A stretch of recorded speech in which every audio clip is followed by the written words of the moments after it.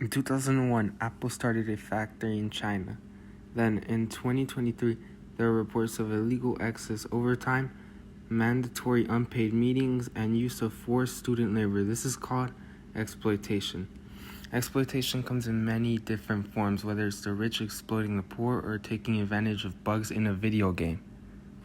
People get exploited every day. Examples of this in history are the British taking resources from other continents, or rich people exploiting the poor. When you used to think about rich people, you thought of hard-working people, but nowadays politicians exploit things like insider trading or gerrymandering. Gerrymandering is a term used when politicians move district boundaries to favor one party to influence the election.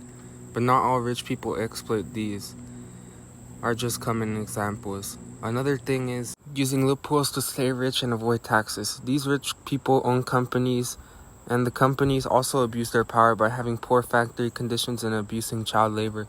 A lot of these also keep people poor by paying them low wages and creating and reinforcing systems that take wealth from others. This is also an example of exploitation. Since exploitation is so bad, let's try to reason with it and find a good example of exploitation. First, let's look at the definition of exploitation. Exploitation is the act of treating something or someone unfair to benefit from their work.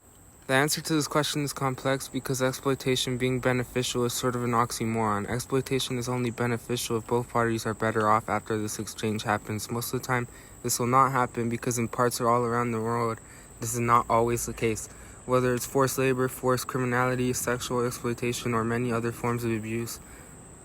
I just wanted to show that exploitation is rampant and is still all around us, happening in the modern world, in every continent. And that we can change this by enforcing stricter policies and criticizing the people that do exploit others for their own benefit.